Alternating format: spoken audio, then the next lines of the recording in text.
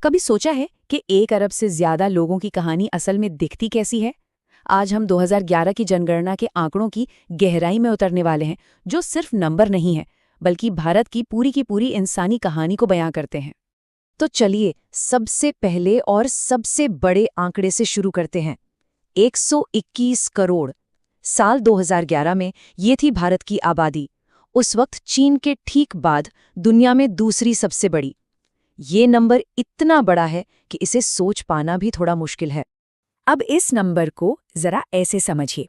भारत की आबादी north America, south America और ऑस्ट्रेलिया, इन तीनों महाद्वीपों की कुल आबादी को मिला दें तो उससे भी ज्यादा थी। मतलब कमाल की बात है ना, हम एक ही देश में तीन महाद्वीपों से ज्यादा लोगों की बात कर रहे हैं। तो ठीक है, इतनी बड़ी आबादी, पर सवाल यह है कि ये सारे लोग रहते कहाँ हैं? चलिए अब जूम इन करते हैं और देखते हैं कि भारत में जनसंख्या का ये बंटवारा है कैसा। ये सवाल जितना सीधा है ना, इसका जवाब भारत की कहानी के बारे में उतना ही ज्यादा बताता है। इस डॉट मैप को देखिए, कहानी एकदम साफ हो जाती है। उत्तरी मैदानों और तटीय इलाकों में ये डॉट्स कितने घने हैं, देख रहे हैं? लेकिन जैसे ही आप हिमालय जैसे पहाड़ी इलाकों की तरफ बढ़ते हैं, ये डॉट्स लगभग गायब ही हो जाते हैं। और यहाँ देखिए, जो गहरे रंग वाले इलाके हैं वो हमें बता रहे हैं कि जनसंख्या का घनत्व यानी डेंसिटी सबसे ज्यादा कहाँ है। बिहार, पश्चिम बंगाल और उत्तर प्रदेश जैसे राज्य एकदम अलग ही चमक रहे हैं ना। तो ऐसा क्यों है? देखिए, इसके पीछे 3 बड़ी वजह हैं: फिजिकल, सोशो इकोनॉमिक और हिस्टोरिकल। सीधी सी बात है, जहां जमीन समतल हो, पानी हो, वहां लोग बसना पसंद करते हैं। फिर खेती और इंडस्ट्री भी लोगों को खींचती है, और हजारों सालों से हमारी सभ्यताएं नदी घाटियों के पास ही तो फली फूली हैं। इस फर्क को समझने के लिए जरा ये देखिए। एक तरफ है अरुणाचल प्रदेश, जहां 1 स्क्वायर किलोमीटर में सिर्फ 17 लोग रहते हैं, और दूसरी तरफ है दिल्ली, जहां उतने ही एरिया में 11,000 से भी ज्यादा लोग रहते हैं। ये तो ऐसा है मानो एक ही देश के अंदर 2 अलग अलग दुनियाएं बसी हों। चलिए अब थोड़ा टाइम में पीछे चलते हैं और देखते हैं कि ये आबादी इतनी विशाल हुई कैसे। ये कहानी 4 अलग अलग फेजेस में हमारे सामने आती है। बहुत सिंपल तरीके से समझते हैं। पहले फेज में जन्म दर भी ज्यादा थी और मृत्यु दर भी, तो आबादी लगभग स्थिर रही। फिर हेल्थ और साफ सफाई बेहतर हुई तो मृत्यु दर गिरने लगी और आबादी बढ़ने लगी।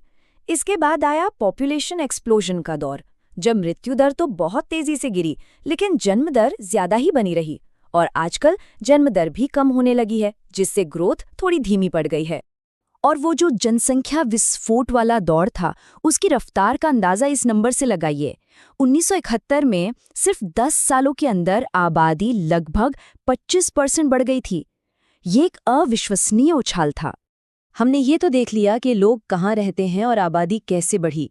अब जरा ये देखते हैं कि ये आबादी, ये जो मोज़ेक है, ये किन टुकड़ों से मिलकर बना है। मतलब ये लोग हैं कौन?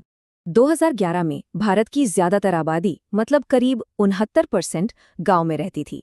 लेकिन कहानी का ट्विस्ट ये है कि शहरी आबादी बहुत तेजी से बढ़ रही है, जो हमें बदलते हुए भारत की एक झलक दिखाता है। जब भाषा की बात आती है तो भारत की असली खूबसूरती इसकी विविधता में है। यहाँ 4 मुख्य भाषा परिवार हैं, जिनमें इंडो आर्यन सबसे बड़ा है। यही भाषाई मोज़ेक भारत की सांस्कृतिक विरासत को इतना अमीर बनाता है। धर्म की बात करें तो 2011 में लगभग 80% आबादी हिंदू थी।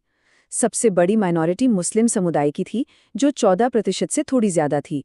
और इनके अलावा ईसाई, सिख, बौद्ध और जैन समुदाय भी भारत की धार्मिक विविधता का एक बहुत जरूरी हिस्सा हैं। अब आते हैं मुद्दे की बात पर, मतलब अर्थव्यवस्था पर।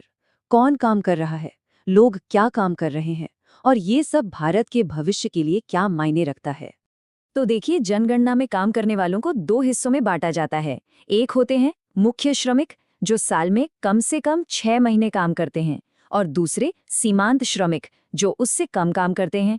जो इन दोनों में नहीं आते, उन्हें अश्रमिक माना जाता है। अब ये आंकड़ा जरा ध्यान से सुनिए। 2011 में सिर्फ 39.8% आबादी ही वर्कर की कैटेगरी में थी। इसका सीधा सा मतलब ये है कि 60% लोग, यानी देश की ज्यादातर आबादी, काम नहीं कर रही थी। ये एक बहुत बड़ी डिपेंडेंट पॉपुलेशन की तरफ इशारा करता है, जिसका बोझ काम करने वालों पर आता है। तो जो लोग काम कर रहे हैं, वो आखिर कर क्या रहे हैं? आधे से ज्यादा लोग, लगभग 55%, खेती किसानी यानी प्राइमरी सेक्टर में थे। ये दिखाता है कि भले ही सर्विस सेक्टर तेजी से बढ़ रहा हो, पर 2011 में भी भारत की अर्थव्यवस्था की रीढ़ कृषि ही थी। और ये चार्ट दिखाता है कि हर राज्य की अपनी अलग आर्थिक कहानी है। बिहार और हिमाचल प्रदेश जैसे राज्यों में खेती का दबदबा है, लेकिन दिल्ली या चंडीगढ़ जैसे शहरी इलाकों में कहानी बिल्कुल उलट है, जहां ज्यादातर लोग सर्विसेज और इंडस्ट्री में हैं। ये भारत के अंदर की आर्थिक विविधता को साफ दिखाता है। तो ये तो थी 2011 की कहानी, लेकिन वर्ल्ड डेवलपमेंट रिपोर्ट का अनुमान था कि 2025 तक भारत की आबादी 135 करोड़ हो जाएगी। तो सवाल ये उठता है कि जैसे जैसे भारत बदल रहा है, आने वाले सालों के जो आंकड़े होंगे, वो हमें भारत की कौन सी नई कहानी सुनाएंगे? सोचने वाली बात है।